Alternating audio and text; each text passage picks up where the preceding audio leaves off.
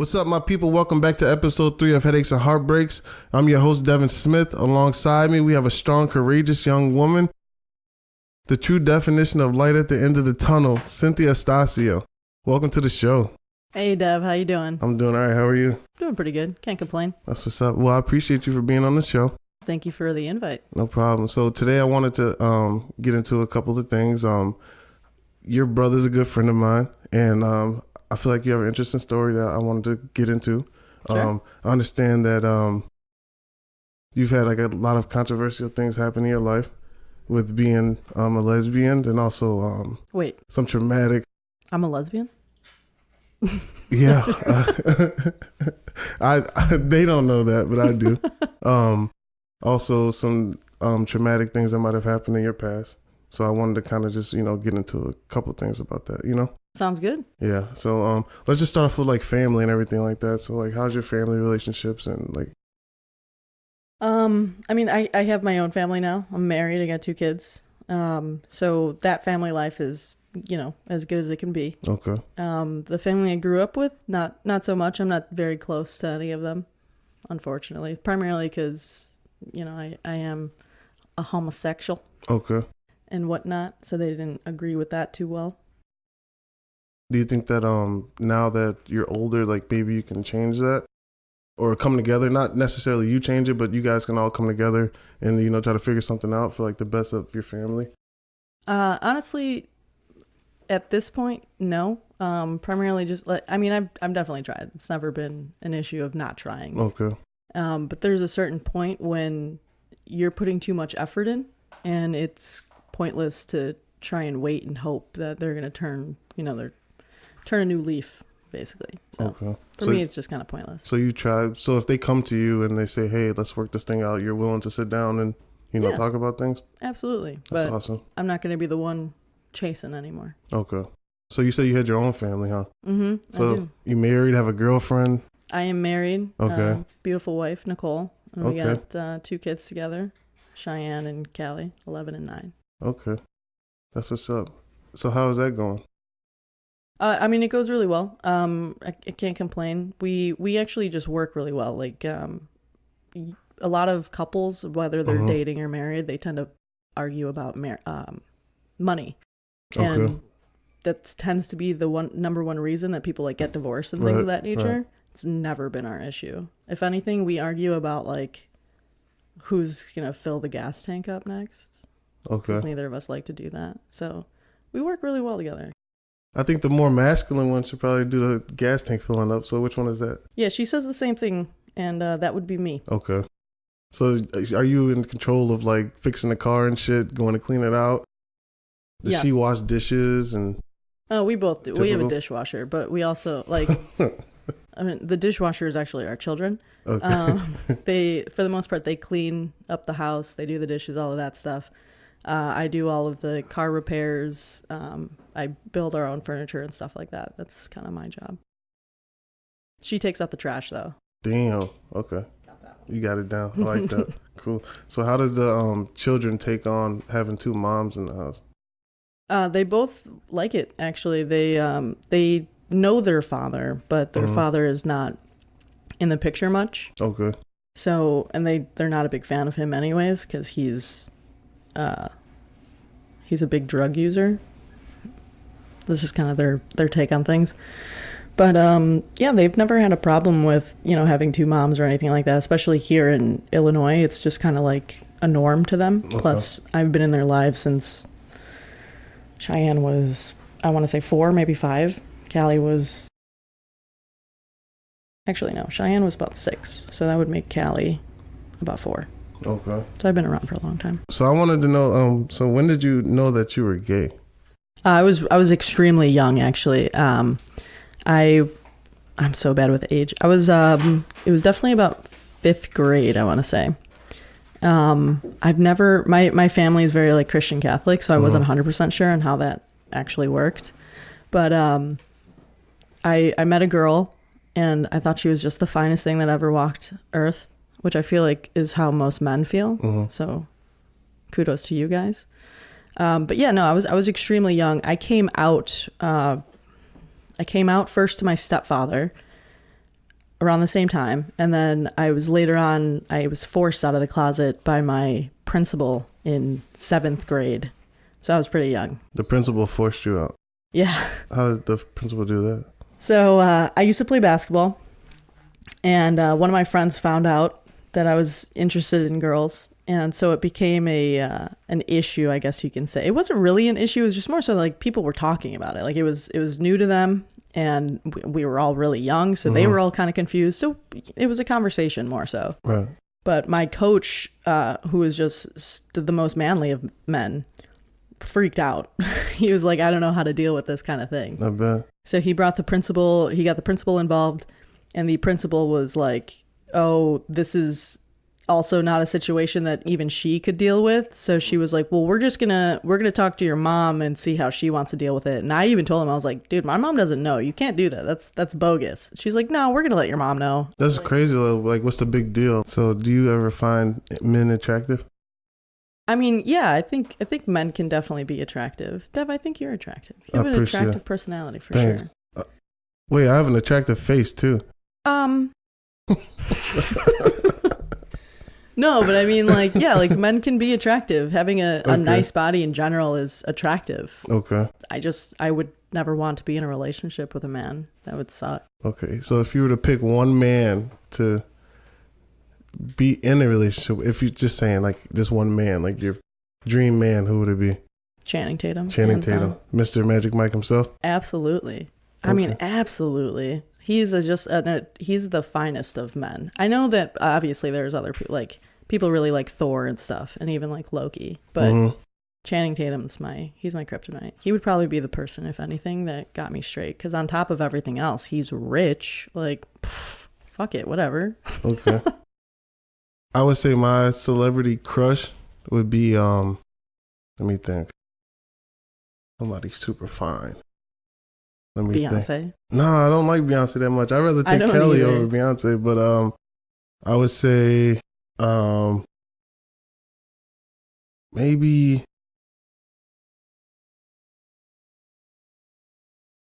I'm just gonna go with Kelly Rowland. All right. She's fine and chocolate. I like it. She is. She is. My female celebrity crush is always going to be Rachel McAdams. Don't know who that is. She's the white girl from, or she's the main character of The Notebook. But I only like her if she has red hair. Never seen The Notebook.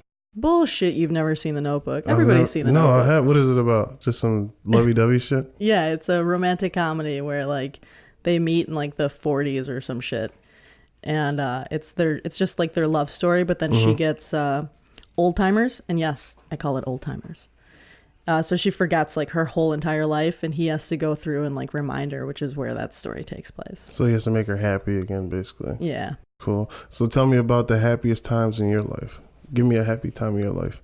The happiest time, or a happy time in my life. I would probably say, that's kind of tough. There's a lot of happy moments in my life. Just give me one that you can just think of that was like the happiest moment. Like, damn, this really made me happy. Whether it's from like your marriage, kids.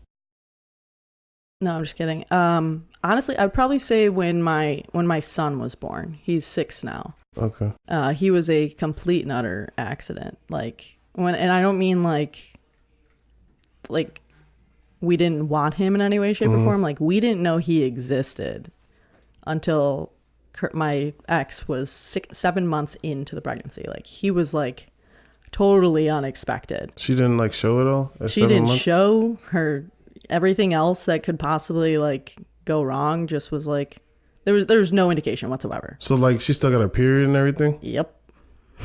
Everything was just normal. All her pregnancy tests that she took, she passed with flying colors. Damn. We just had no idea. So like 7 months in, we finally find out that she's pregnant. And it's like, shit, what are we gonna do? Like we're both still teenagers for the most part.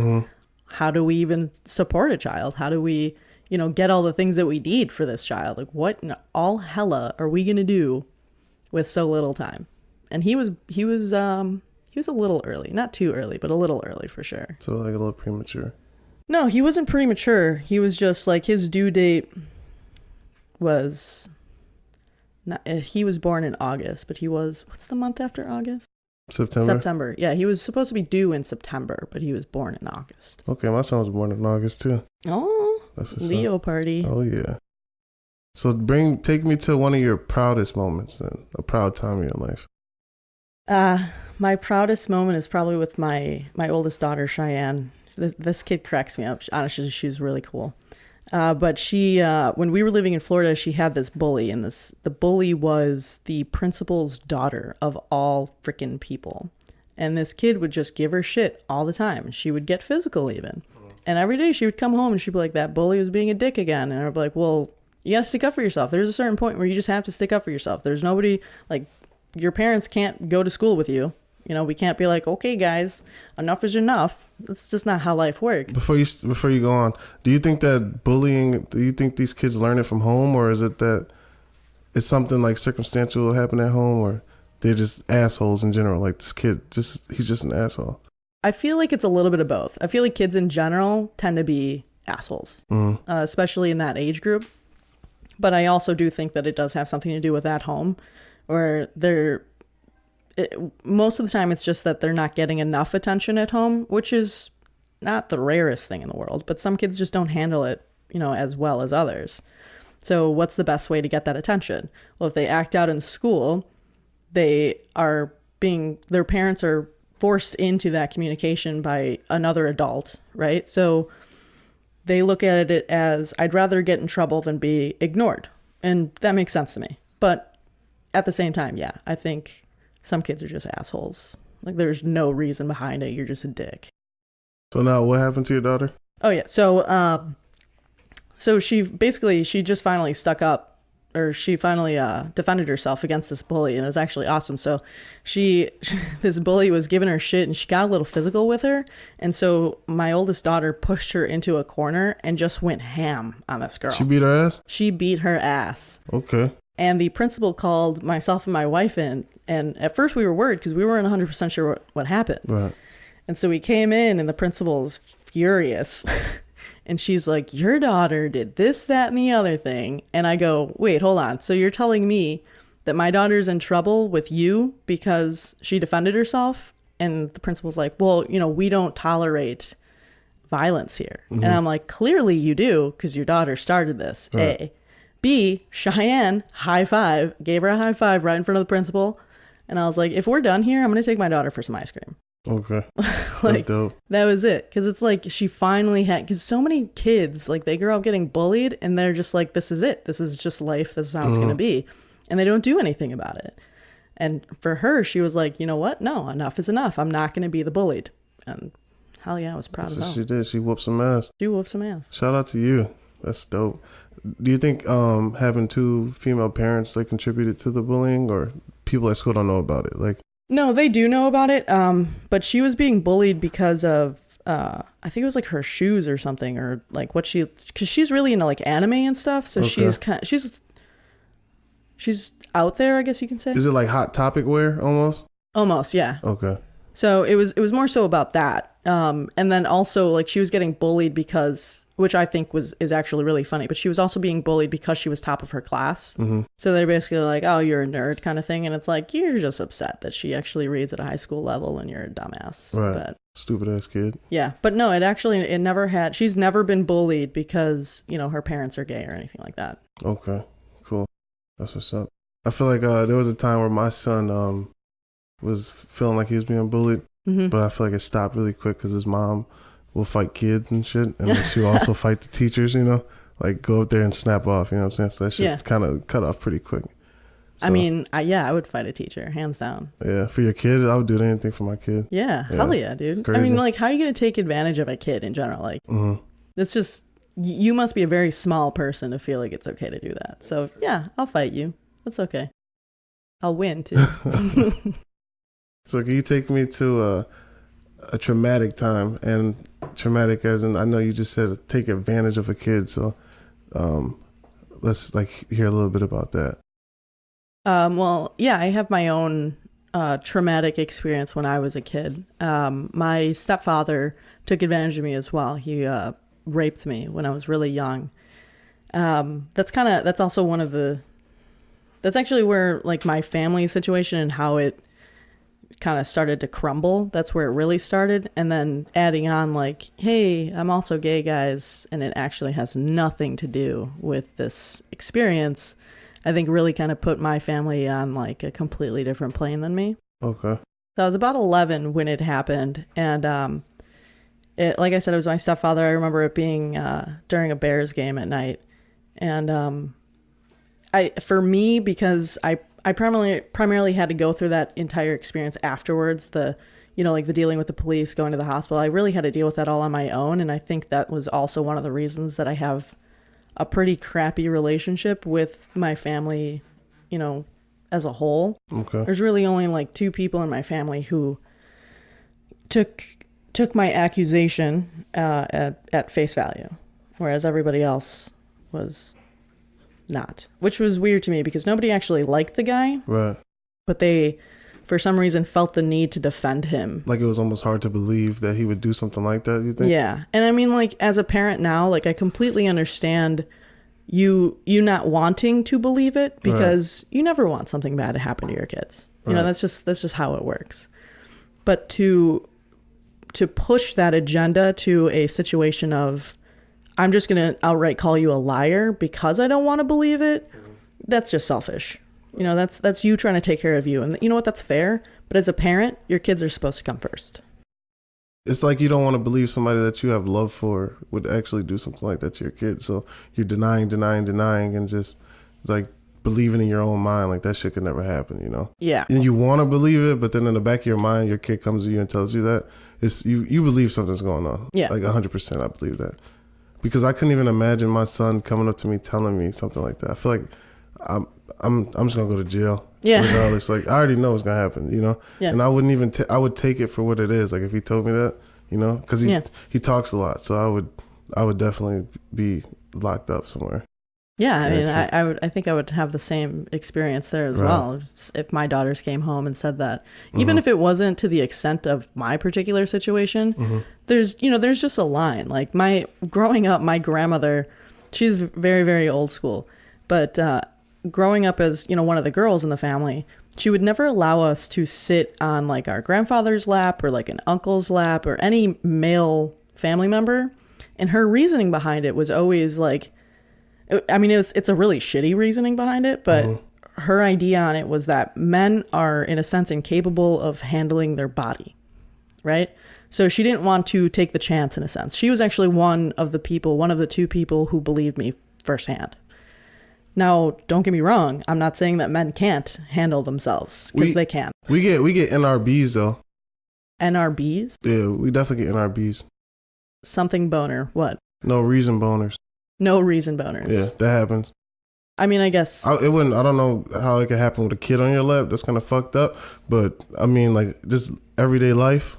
You wake up and you're like, "What do you want from me?" Yeah. Yeah. I guess I can. I don't have that problem. Well, thankfully, yeah, I don't have to take cold showers in the morning. So she said. So obviously, she didn't let you sit on the laps, and then. Yeah. So, growing up with that in my mindset, anyways, I always kind of felt like because that was kind of something that everybody in our family understood, that me coming out and telling the truth would just be taken as face value, and it just kind of never was, it was weird to me. But the thing, like my mother, I understood my mother's side of things of not wanting to necessarily believe it.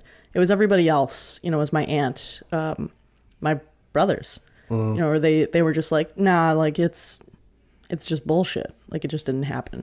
There was no love for that particular person, right? Nobody liked this guy. So there was no excuse, I guess you can say, of having the opinion of you're just a liar. Was it something that you've done in the past that might have made them believe you're lying? Like, were you like the rebel child? Or like why though? Like why did they feel like, okay, Cinthia came to us and told us this? Like why don't they believe me? Like is it something that There was one situation, and I wasn't rebellious until after this, actually. Okay. However, that particular time that I actually was able to go to the hospital, things of that nature, that wasn't the first time that it happened with my stepfather. So the very first time anything happened, I actually did go and tell my mother. Okay. And the issue with that was that he had some like stomach issue or something like that. and stress caused him to have to go to the hospital. And so I confronted my mother about it, and he ended up having to go to the hospital because he was freaking out, right? He was nervous. He was fucking sick. nervous. And so because of that, I remember going into my mom's room afterwards, and she was bawling her eyes out. And so I went over to confront her and, comfort her and things of that nature. And I just remember her saying, his family is going to think I'm trying to kill him. Mm-hmm. And I was like, what do you mean? And she was just upset that he had to go to the hospital. And it was like, in my opinion, especially now, I'm like, good. He should be in the hospital. Right. For other reasons. But yeah, he should be in the hospital. And it took me to a completely different place of like, my mother isn't ready for this kind of stuff. So I told her, all right, I lied to try and help her in a sense. Right. I regret it every fucking day, but I didn't feel like I had much of a choice. She was so worried about this guy who just took advantage of her daughter, right, that she completely forgot as to why he was stressing out in the first place. Where that came from in the first place. Right. I look at it as well as like it's a really bad situation. And then like, how you're talking about your mom, like what she was going through crying. And it's kind of fucked up to think like, okay, obviously it's your stepdad. So your mom's been married before.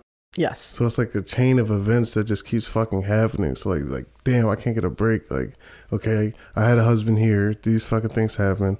I have a daughter who's coming to me telling me that this husband did this to her. It's like, damn, where can I get this break at? So yeah. It's like, I feel for you, you know what I'm saying? And like what you went through and like how fucked up it was and like how you were able to make it through it.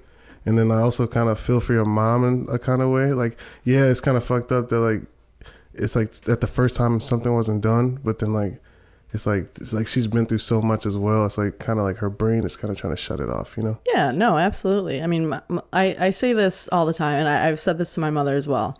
I consider my mother a very weak person. Mm-hmm. And the reason behind that is she just really, I don't believe in like, you have bad luck with men or women or whatever the case may be. Like we do have the choice in the people that we put in our lives. Mm-hmm. And you would think that after my father, or even during my father, right, that she would learn the signs of a not okay guy, right? Especially when other people in other situations have punched her in the face mm-hmm. numerous times to be like, you shouldn't do this. She's just like, no, I'm going to do it anyways. I'm going to give it a shot. And it's like, you keep doing this and it fucks up everybody who's in that circle. So it's going to fuck up you. It's going to fuck up your kids. It's going to fuck up any other family that may have any insight on this situation. And she does it time and time again. I mean, she's just newly married. Okay. And even him, like, I mean, it's been her whole life. She just like, it's almost like, there's a quote from a book called Perks of Being a Wallflower. And the quote is, we accept the love we think we deserve. And that's like a spitting image of my mother. She doesn't know any better. And even though she continuously tells herself, like, I deserve more and I want more, she doesn't know how to get it. She doesn't know what the difference is. That's because we're creatures of habits. Like, we yeah. long for the same shit almost, even though it fucks us up in the end. It's almost like it's a comfort there. Like there's something in that relationship. There's something in these relationships that comforts me, There's even with you and me, even with you and me, like, yeah, like you could talk about your ex and how shitty your ex was and like how you just hate that fucking person. Yeah. But then there's always that little bit of something that makes you feel like, damn, there's a reason why I love this person, Yeah. So no matter how fucked up it is, like it's kind of like that. And also me being a man, I can honestly say like we kind of go into relationships as a different person, like I can even say me, like I can show a woman like the greatest time and like be like the nicest person, but I'm a fucking Gemini at the end of the day, so like as soon as something happens, it's like, who the fuck is who's this other person I'm talking to, like what happened, like, so, but I get what you mean though, by like you feel that your mom, like she puts herself in these situations and it's like she's almost comfortable there, so she stays stagnant, Yeah, so I get that. Absolutely. Cool. But I wanted to brighten things up a little bit, and I wanted good. to ask you a couple questions. Okay. Just a little couple rapid questions. So, when was your first heartbreak? My first heartbreak freshman year, Nicole Rodriguez. Okay, what did she do? She cheated on me with my best friend. What? Fuck you, Nicole. She was like she moved away. She moved to Grays Lake, and I was living in Palatine. So like it was hard for us to see each other in general. Grays, I don't know where that's at. Grays Lake is over by Six Flags, so like Waukegan area. Oh, so she was cheating at Six Flags and shit, huh? No. See, the thing was, is she was coming back to Palatine, and that's when she was cheating on me. So when she would be like, "Yeah, I'm coming down," and I'm gonna see all my friends and stuff, she would like push me to the side and then go fuck somebody else. So she was sneaky. She was a sneaky little bitch, yeah, for sure. Hey, Nicole, you got Cinthia fucked up. That's fucked up. Whatever, bitch. You know what though? Afterwards, like she taught me a valuable lesson, and after that, I was a complete and utter hoe for sure. Yeah. Oh yeah, I would fuck around. I didn't care if I wasn't really in like a whole lot of relationships, like actual relationships. It was really just me. I was just going around, fucking around, doing me. Hey, sometimes that's what you got to do to find the right one. Yeah. Got to go through that page, that book. It might be 100 pages in that book, but hopefully 101. That's the right one, Yeah. So which sibling gives you the biggest headache? My middle brother. I'm the youngest, but my middle brother definitely gives me the biggest headache. He's a pompous motherfucker. Is what it is. Yeah, he gives me a headache for sure. Like my oldest brother's got his own stuff going on, and like he's definitely an idiot with a lot of stuff, but my middle brother is just like, sometimes I wonder if he thinks before he speaks. I can name a couple things as well with you. This motherfucker got OCD. He legit crazy. Yep. He try to fight everybody. He thinks jiu-jitsu works against a gun. Like if somebody had a gun pointed at his head, he thinks that he can put him in a headlock and they'll just work. You know what I'm saying? Yep. But at the end of it, he's still a cool person though. He's all right. Yeah, he's all right. I don't like him that much, but. So can you describe yourself in 3 words? Brave, patient, and asshole. Asshole. What makes you an asshole? Oh, I'm such an ass. I actually was talking to my boss about this yesterday. I'm the type of person who I'm in sales. Okay. And sales can be a very tough industry because there's a certain, especially depending on the type of sales, you're going to have bad weeks, right? Or bad days or something like that. And the best way to, get somebody back up and working is to be an asshole to them, to tell them how shitty that they are and how shitty they've always been. And all of a sudden they're like, fuck, maybe I should try something else. And it makes things better. But I do that a lot. But I'm also just really fucking blunt. So like, if you're being dumb, I'm going to tell you you're being dumb. Are you going to say like, you're being dumb? You're going to be like, you're a fucking dumbass. Or like that? No, like, you're a fucking idiot. Okay. Sit down and shut up. But you mean it out of love though? Sometimes. Like we have this one employee, I'm not going to mention her name, but we have meetings every Monday and Thursday, and she just loves to fucking talk. She loves to argue, and she's this older woman. And the other day we had our meeting, and she's like a kind of a hippie, and I was like, you're putting a lot of bad energy into the atmosphere right now. So if you could try to turn that around, make it more positive, and sit down and shut the fuck up, that'd be great. Everybody was fucking silent. I just turned around, went to my boss. I was like, continue, please. I feel like asshole kind of rubs off too. Like it can rub off on the kids as well. Oh, my kids are absolute assholes. Absolutely. Yeah, mine's can be an asshole too. I think it comes from me though, because his mom's like super nice. She could be an asshole too, but like towards me, yeah. But like somebody can talk to me, and I can just sit there without giving them any type of conversation. Like they're having a whole conversation with me, and I just totally ignore them. So then my son, he'll ignore you, but then like he'll act like he just doesn't even know who the fuck you are. Like you could be like, "Oh, what's up, Lane?" And he'll look at you dead in your face and be like, "I don't know who you are." And you could have been hanging out with him like a month ago. Nice. It's crazy. Nice. Gotta love kids. Yeah. What's your biggest addiction? My biggest addiction? I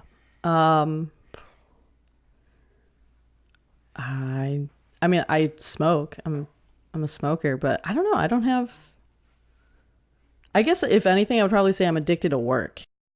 Okay. I absolutely love work. I love being the best at what I do too. So like, if there's somebody above me, I'm gonna fuck you up. I'm gonna take your spot. You want to take that spot, number one spot. Yeah. That's the only way to do it. Yeah, damn right. I'm second best to no one. Absolutely no one.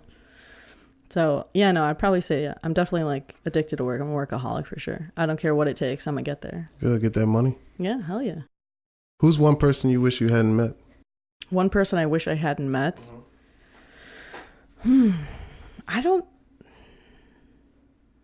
I can't say that there's a particular I mean, like, everybody who I've met, whether they've, like, screwed me over or anything like that, like, every single person has taught me a very valuable lesson in life. And if I'm like, oh, no, there's so many people who've kind of screwed me over and I just wish I just never dealt with them.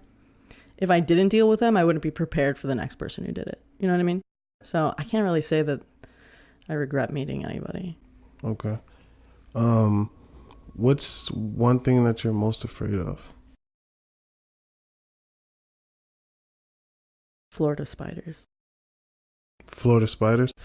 In particular, Florida spiders. I've only been to Florida once, and I was in Miami, but I was in the airport, so I didn't get to see too much. So, like, what the spiders look like? This thing was completely fucking bald. It was brown. Okay. But it was ginormous. I mean, this thing was like 8-legged freak type shit? Yeah, absolutely. Just like that. And it was, we were in a drive-through, and we were like getting smoothies and stuff, and I'm ordering, and my wife's like hitting me on my shoulder, and I'm like, what? You know, like, I'm ordering, like, why are you bugging me right now? And she points up, and this ginormous freaking spider's there. And I remember like unbuckling me, I unbuckled her, I pushed her out of her side of the door because that fucking spider is right above my head. Pushed her out for my own safety. I have no shame in admitting that. I saved her to save myself. Right. But that thing just fucked me up. We almost got rid of the car in general just because like we were never able to find it afterwards. And we took a cross country road trip and we would sleep in the car. And every once in a while, like one of us would be like, you know, we never found that spider. And then we wouldn't be able to sleep for the rest of the night. I would have burned the whole car. Fuck that shit. I'm not dealing with no big ass spiders. That's crazy. So what's your lifelong dream? Lifelong dream, that's an easy one. So I want to own a plot of land in like Washington or Oregon. Okay. Somewhere just like deep in the woods with some mountains in the background. I want to build my own home there. Nothing too crazy, but I do want to build my own home, have a bunker underneath, have a slew of dogs. My wife really wants a cow, like one of those miniature cows. So we're probably going to have one of those. Okay. And just like live off the land. Okay. And you want to grow weed there too? Or is it just, you just want to live off the land? Oh, well, you know what? It's legal now in Illinois. Yeah, no, I'll grow my own weed. No, actually, my wife's allergic to marijuana. I know somebody who said that same thing. That's weird as fuck. How can you, that's weird. So, like, for instance, my mom has claimed that she was allergic to marijuana for like her entire life. Okay. And it was actually just because it was just the effects you get from smoking pot, you know, like paranoia and stuff like that. Yeah. So like she just never really knew. But my wife, I took that information, and when my wife told me, I was like, you know, it's probably just, you know, the effects of actually smoking pot. And she's like, oh, so everybody who smokes pot goes into anaphylactic shock. And I was like, no, not everybody chokes on their tongue. That's what happens to you? And she's like, yeah. And I was like, okay, never mind. We won't smoke around you. That's fine. So, I mean, I can grow it, but I won't be able to smoke it. I can sell it, make a fuck ton of money though. Okay, Cinthia is? Cinthia is crazy. Yeah. So we used to live in this like mansion, the Goddess Mansion. Mm-hmm. And my brothers and I, because we had a lot of land, so we would take like our cars, like our actual cars, out into this big plot of land that we had and just do donuts in it while somebody was on the roof of the car. And this one particular time, my middle brother, because he's an asshole, had me up there, and I specifically told him, I was like, you know, like don't do anything too crazy, like we don't want to die. He chucked me off the top of that car. I smashed my head, but on top of that, he was spinning, and he almost ran me over with that car too. But of course, he came out and he's like, dude, that was sick. And I was like, I almost died. Crazy, right? But it was fun. Let's do it again. That's crazy. Wow. What would you say to the man who violated you? What is one thing that you would say to him? And like, what do you wish for him in the future? I would say, don't go near any schools. Don't do that. Stay away. But also, I hope your penis gets chopped off. I hope that becomes a law for sure. Because he's just a fucking dumbass idiot.